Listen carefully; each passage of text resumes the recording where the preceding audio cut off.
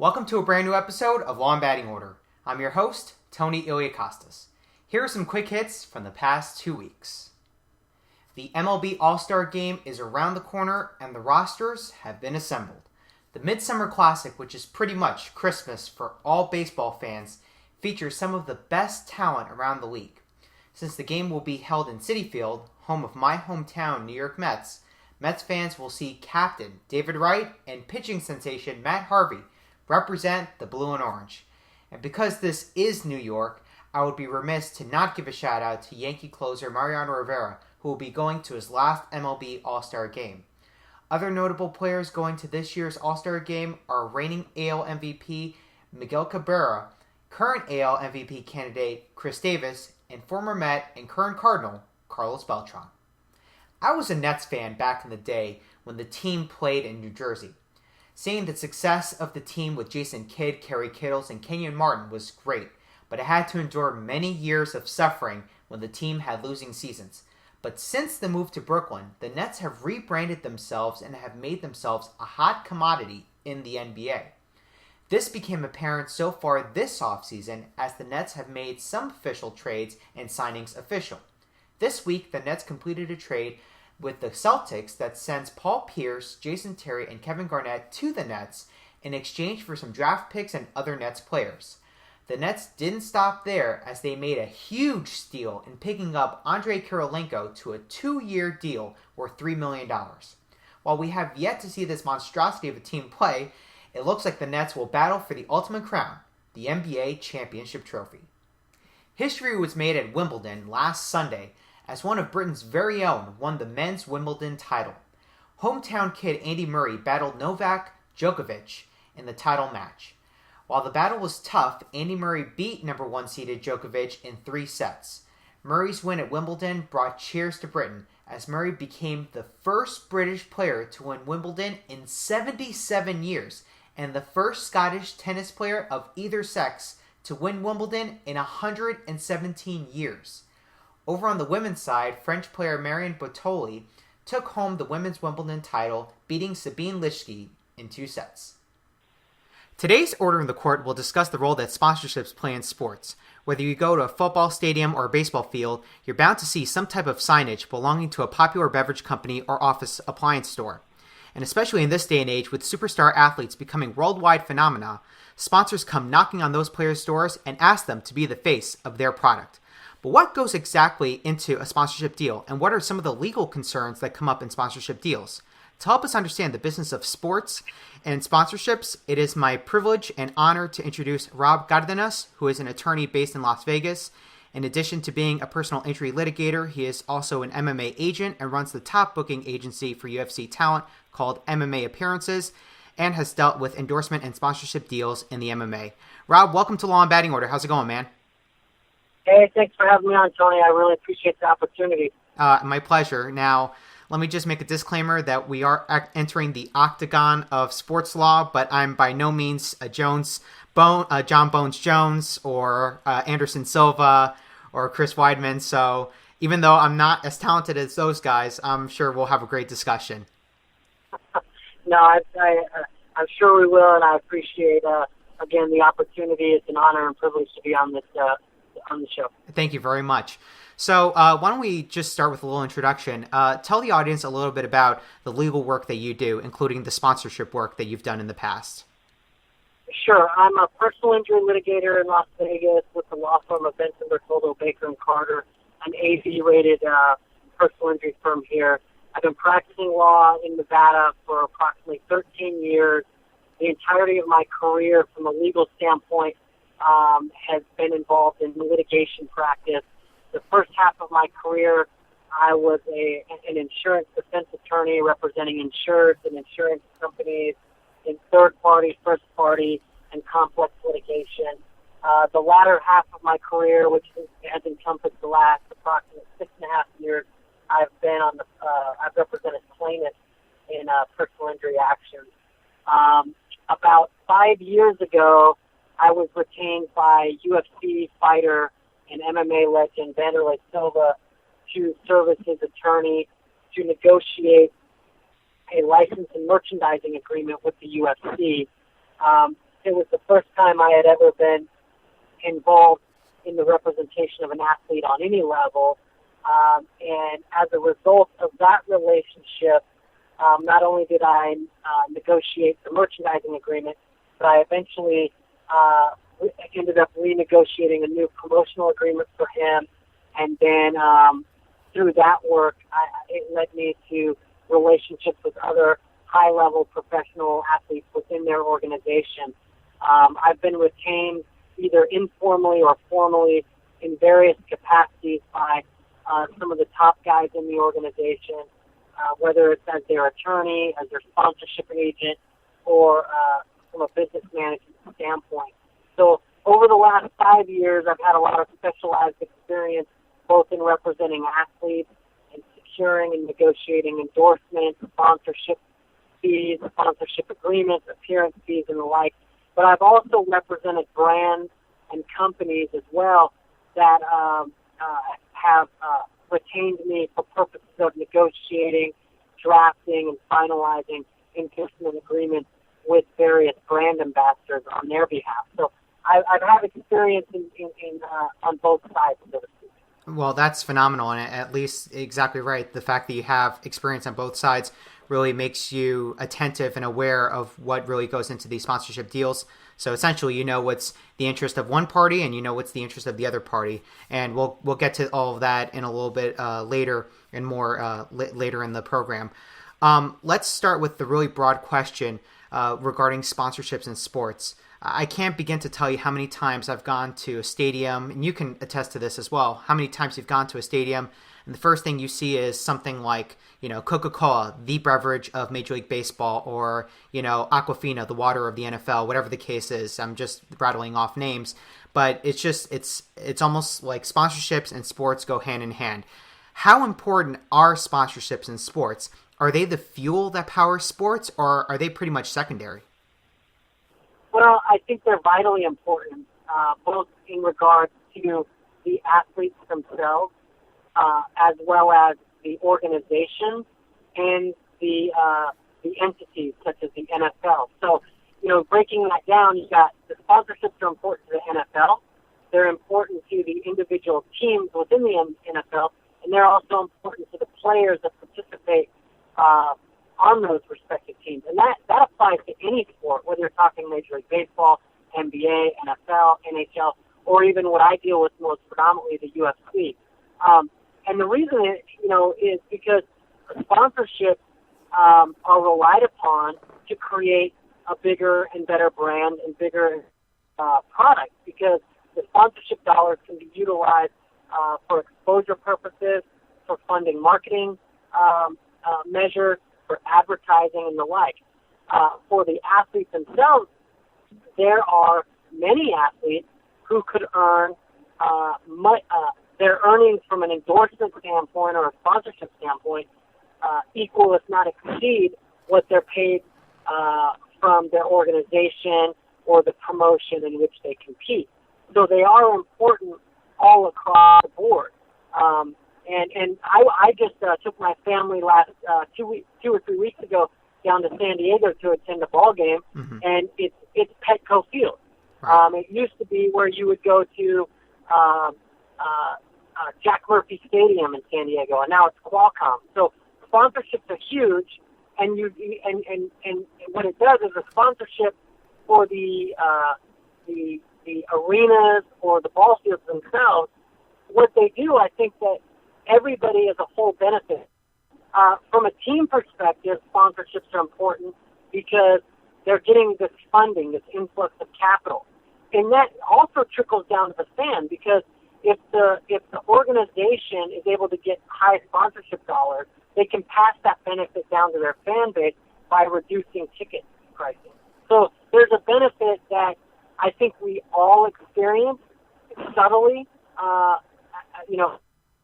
but in the most, you're talking about the athletes as well that are able to supplement, if not significantly increase or substantiate their earning capabilities on a per game basis or an annual basis. So I think it's vitally important. Absolutely, I couldn't agree more. So in the sponsorship deals that you've been a part of, you said that you deal primarily with UFC talent, so it's been with MMA, the MMA scene really. And given the legal background that you have, I'm sure when you enter into a sponsorship deal, you look at a contract differently than someone who may lack the legal education necessary to, I guess, look out for any sort of hidden clauses or any of that legalese that's really essential in a lot of these contracts that you find in this day and age. How valuable is that legal education when you enter into sponsorship negotiations? Well, I think it's, for me personally, having a legal background gave me a lot of comfort and security in approaching and dealing with people. Obviously, you're very well aware of this, being a current student yourself. You know, you get an education in contract law, you get accustomed to certain provisions and terms, some of which may be boilerplate. Having a legal background gives you credibility when dealing with a brand, dealing with a potential sponsor, or even dealing with an athlete. Because right, wrong, or indifferent, having an ESQ at the end of your name does increase your credibility in certain instances. And people tend to treat you with a different level of professionalism and a different level of respect. And it's given me a lot of comfort and security and confidence in any situation that I've entered into, whether it's on behalf of an athlete or whether it's on behalf of a brand.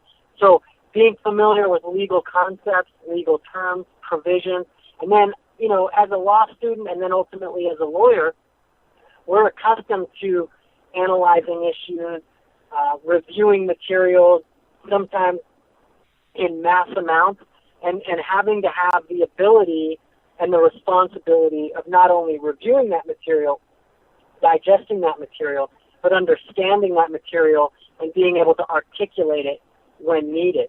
So I think all of those are vitally important in approaching, an endorsement negotiation or a sponsorship negotiation. Absolutely, and I can't begin to tell you how much in law school they really stress the importance of really looking at all the details of a contract. I just wrapped up a drafting contracts class with actually former guest of Law and Batting Order, my professor David Fish, and he's all about looking at the contract and seeing every last provision he possibly can. So I absolutely agree with you in that regard, and I actually look forward to the day when I can review those contracts, having that knowledge in mind.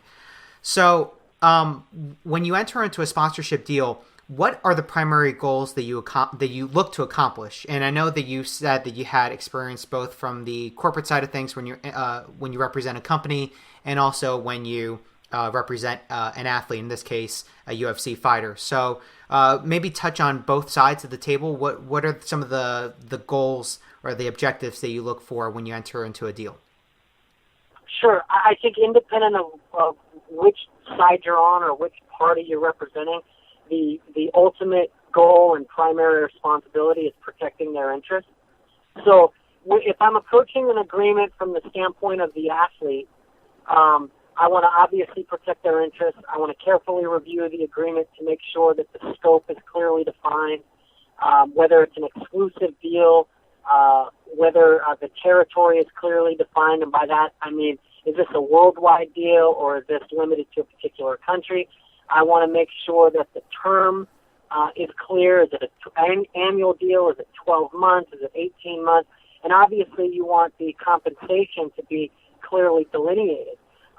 You know this from having taken contract law, that if you draft a contract, that any ambiguities in the agreement could be held against you as the drafter. So Absolutely. When I'm representing an athlete, I would prefer at times to not be the drafter of the agreement, but rather receive the endorsement and review it myself and make the necessary changes. However, if I'm dealing with a new brand that I know is relying heavily on me, I'm representing the athlete, but I'm dealing with a new brand, I may offer to draft the agreement, because at that point I want to make sure that from a preliminary standpoint, my client, the athlete, is primarily protected first and foremost. So I think that's the most important thing, is to make sure, if you're representing an athlete, that you want to make sure that the scope is defined clearly, the term is defined clearly. There are certain boilerplate terms in every agreement, but there are also very substantive provisions and terms that you got to pay close attention to. Now, if I'm representing a brand, I want to make sure that I maximize the return on the investment. I want to make sure that the exposure that I'm getting is as great as possible. I want to make sure primarily or ideally that we're getting exclusivity, meaning that if we're in the category of apparel, I want to be the only apparel company. If we're in the category of an energy drink or supplement, nutritional supplement, I want to make sure that we have exclusivity in those respective categories. So I want to make sure that it's expansive. You know, the scope of the agreement is expansive, whereas if you're representing an athlete, you may want it to be a little restrictive, right? Because maybe I want to do a deal with, I'm representing an athlete, and I say, you know what, this company has energy drinks and supplement line. Well, I want to limit it to energy drinks, and I want to maximize the amount of dollars I can get from an endorsement standpoint solely for energy drinks, because that will then enable me to go out and get a separate supplement deal that will pay my client additional money. However, if I'm representing the brand, and I'm not the same energy drink company that has a supplement line, I want, ideally, to have exclusivity in the categories of both energy drink and supplement, and attempt to pay one fee rather than two separate fees. So in addition to that, as the brand, you want to make sure that there are outs in case there's a breach of the agreement, in case the athlete doesn't meet his contractual obligations or responsibilities. You want to protect the brand from or enable the brand from a contractual standpoint to extricate itself from the situation if need be, if warranted. So, and I think that, you know, there are certain things like defining what a breach of contract may be, a morality clause, etc., that you would probably want to attempt to be included if you're representing the brand, whereas if you were representing the athlete in negotiations with the brand, you may want to avoid those sorts of provisions. Right, and I am absolutely so glad that you brought up the whole morality clause issue, because it's funny, studying sports law and then just studying contract law more specifically, morals clauses have been sort of like the hottest topic, and seeing headlines lately about, you know, sponsors dropping endorsement deals with athletes just instantly makes me think morals clauses. And I think of recently Aaron Hernandez being dropped by Muscle Milk.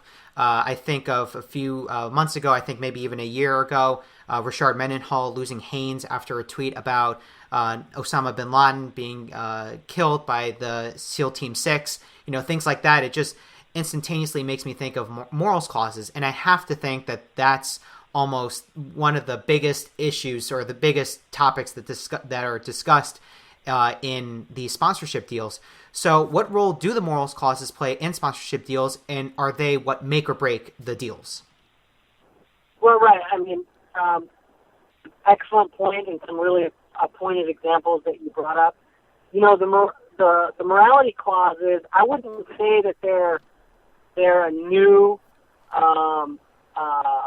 issue, but I certainly agree with you that they're kind of the hot topic. In other words, when I started out doing sponsorships and endorsements 5-6 years ago, the morality clauses were few and far between. Like, you would rarely see them because it wasn't necessarily an issue. But contract law and contract issues are an ever evolving process because things come up. Absolutely. And when they're litigated or disputed is oftentimes when they're not covered in the agreement, right? There's either some ambiguity or there's some uncertainty as to how the contract should be interpreted or applied. So, you know, the morality clauses for me, again, this kind of goes back to my previous point. It really depends on which side I'm on. If I'm representing the athlete, I would prefer to not have a morality clause in place because, because it is inherently at times ambiguous as to what is, morality. Right. How could you breach a morality clause? And I don't want to run the risk of my client athlete doing something either stupid, intentionally or unintentionally, or in violation of that clause that is going to violate the agreement and ultimately result in them not getting paid, and equally important, me not getting paid. Because as an agent, you're paid on a commission basis. Mm-hmm. Your job is not the minute your client signs the endorsement agreement. I wish it was that easy. I wish you could have the client sign it for a year, and then for that year, you just sit back and collect a check. Right. It doesn't work that way.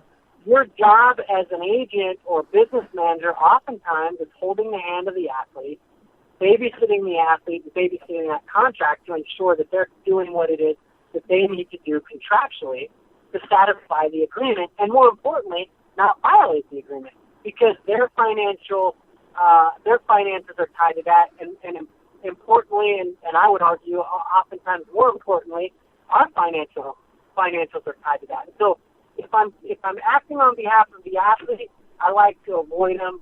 If I'm representing the brand, again, it's something that I like to have included.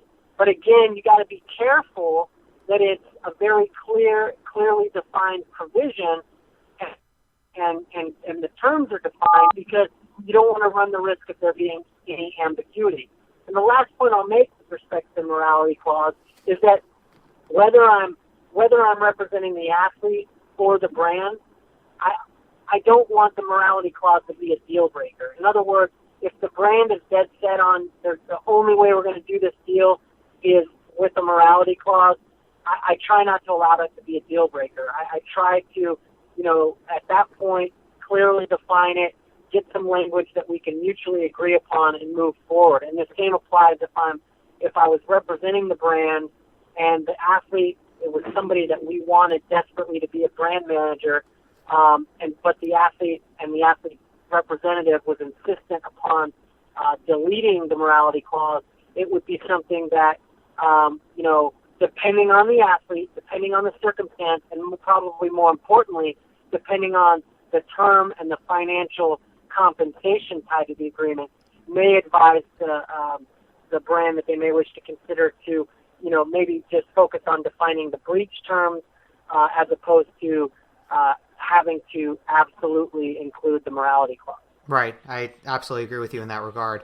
So while you are involved in sponsorship deals with in the MMA scene of things, can you touch on the role of sponsorships and what role they play in a large scene like the MLB All-Star Game? And the only reason why I'm bringing this up is because we're just a few days away from that happening. What would you say that sponsorships, like the big sponsors like SiriusXM or Taco Bell or even Pepsi, would you say that those sponsors or those sponsorship deals are they similar, or are they different from the sponsorships that you deal with on a daily basis in the MMA? Well, I think at a core level, all sponsorships are the same. And I may get some flack for saying that, and I'll expound, of course. But I think at a core level, they're all the same. By that, what I mean by that is that the sponsor wants return on their investment. They want exposure. Okay? At the end of the day, that's what they want. They want return on the investment, and they want exposure. They want a marketable situation. And for whether you're an organization, whether you're a team, or whether you're an athlete, you would like the benefits financially, as well as the exposure that the sponsor can bring you inherently. So if you're focusing specifically, we'll use your Major League Baseball and the upcoming All-Star Game as an example. And obviously the game is being played in New York, correct? Yes. So, I mean, their field itself is Citi Field. I mean, their field has a sponsorship. It's named after a corporate sponsor. The importance of the sponsorship relative to an All-Star Game is, again, it creates an influx of capital that enables the event to be a very high level and high production event. It creates the ability to be flexible in providing the fans a truly remarkable experience. Sponsorship dollars can be used for advertising, for merchandising, for items to be given away to VIPs, to customers, to the fan base. The sponsorship dollars can also be used to compensate the participants of the game, or the individual that may win the home run derby can win a cash prize, for example. All of these things, the sponsorships play a role in all of those things. So, again, the sponsorship dollars will benefit the event. It benefits Major League Baseball. It benefits the individual players. And it benefits the fans themselves. The more sponsorship dollars that are created, the better product and promotion of the event it results. I'll use the example of the UFC because the UFC is based here in my town, here in Las Vegas. The UFC is able to be the best fight promotion in the world because they have very good sponsor partnerships. Mm-hmm. Because they have these high-dollar sponsors that come in, like Harley Davidson and Bud Light and Science and these different companies that come in and inject capital into their promotion, they're able to put on these big events. They're able to fill 18,000 person arenas. They're able to buy television advertising to promote the event. They're able to pay fighters and their athletes additional money. They're able to hire the best employees and the best staff in the world relative to what they do. And so, and that applies to any sport. And so I think it's vital. I think it's very important. And I think that everybody, whether you're a fan, you may not even realize it, whether you're a fan, you're going to benefit. Because how many of us have ever heard of, hey, Thursday night at Dodger Stadium, the first 10,000 people that show up are going to get a miniature baseball bat?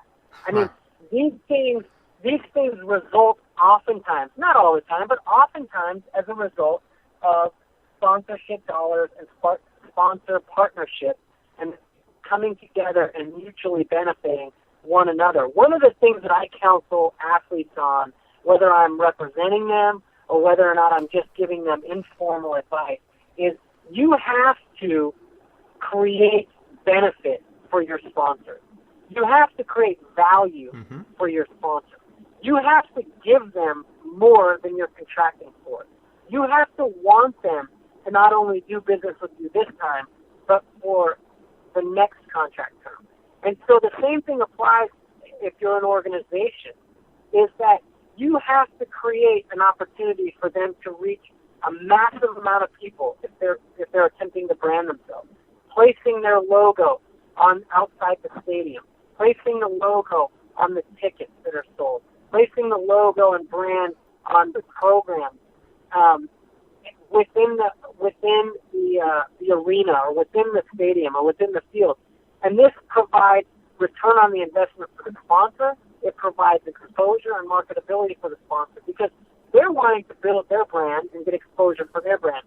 The more money that brand can make and the more successful that brand can make, arguably the more dollars they can ultimately ingest back into the organization or to the athlete.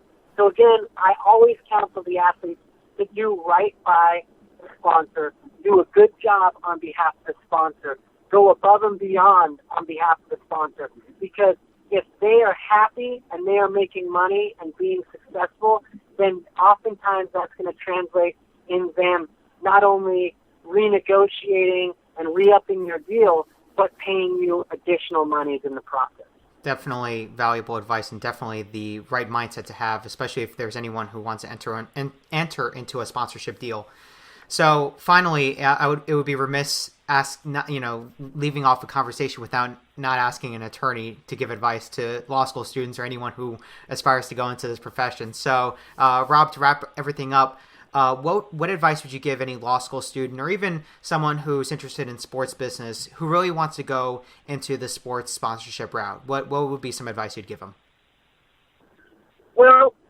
I think, I really have kind of 5 principal guidelines that I tell people to give consideration to. I mean, there isn't a blueprint for getting into the business, and there's not a blueprint for, a tried and true blueprint, rather, for absolute success. But there are some guidelines. I would say first, you want to study the law. And whether or not that's formally going to law school or getting a legal education, or whether it's taking a contract class in undergraduate, or doing a seminar on contract law or contract negotiations, I think that familiarizing yourself with legal concepts and legal terms is very, very beneficial. Again, I don't think you need to absolutely go to law school, but certainly it doesn't hurt. Having a legal background, like I indicated earlier, has always provided me with a level of confidence and a level of security, and in dealing with other people, it created more credibility for me. So even if you did have a business management background, but are familiar in some degree with legal concepts and legal terms, I think that's very important. The second thing I would say is that you want to familiarize yourself with endorsement agreements, sponsorship agreements, promotional agreements, and the like.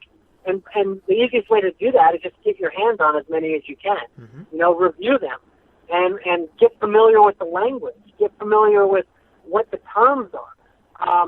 There are certain legal terms that the layperson may not understand, but if you're going to get into negotiating contracts or be involved in sports law or the representation of an athlete or a brand on any level, you're going to want to know what terms like exclusivity mean. You're going to want to know what terms like in perpetuity mean.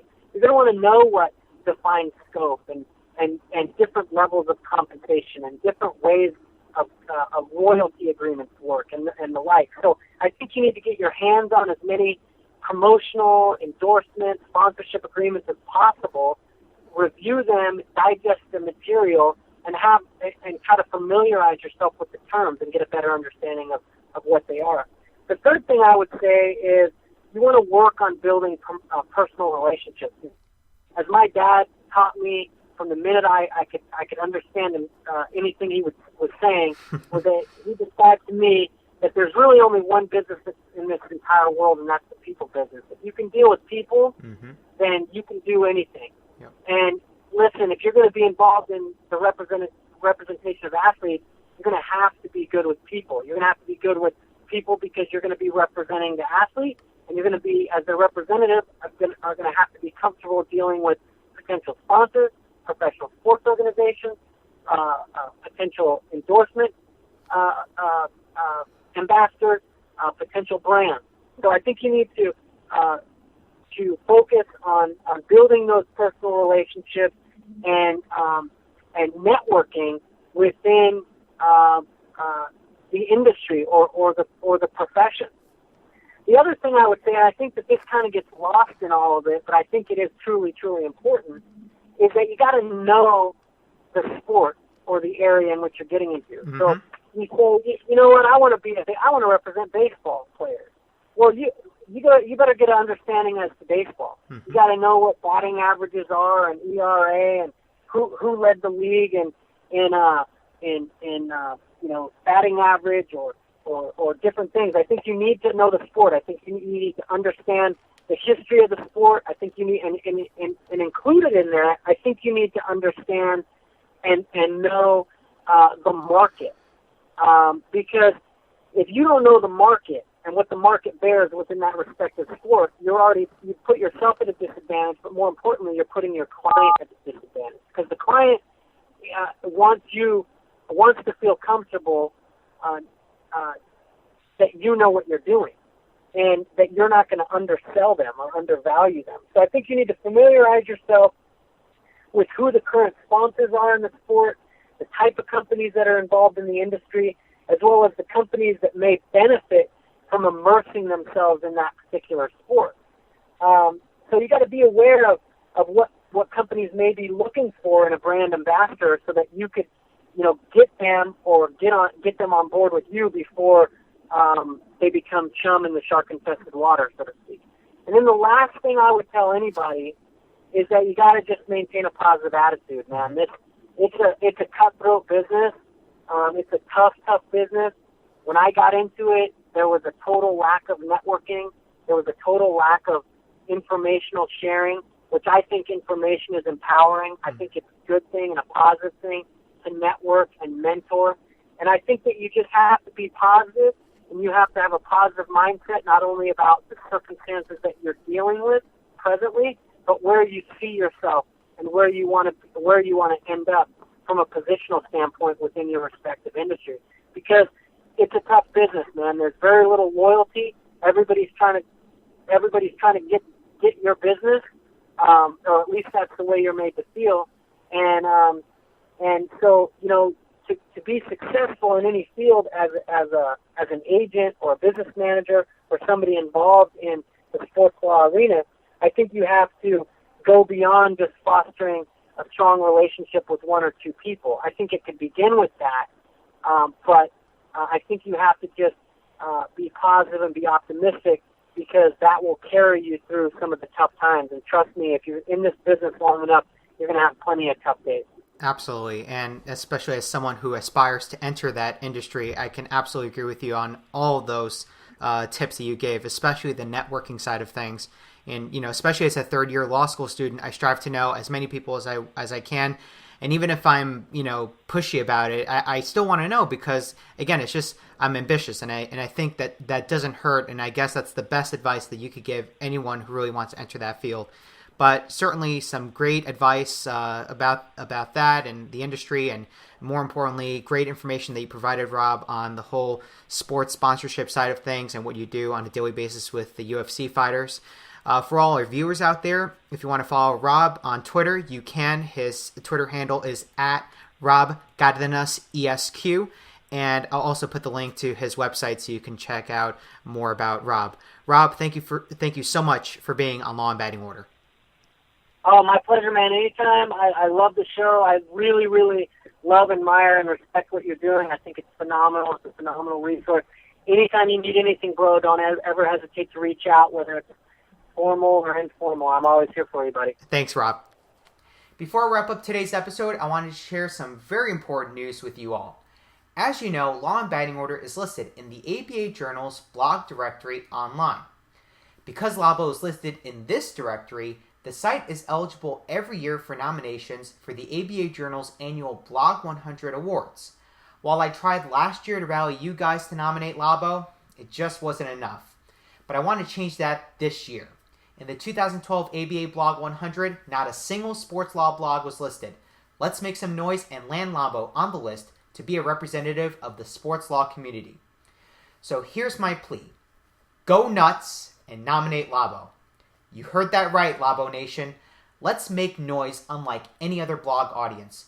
What makes Labo so special is that the viewers are vocal and are loyal to the site, which means that your nomination of Labo in the ABA Blog 100 would mean a win for you guys. So what can you do to help? 3 things. 1.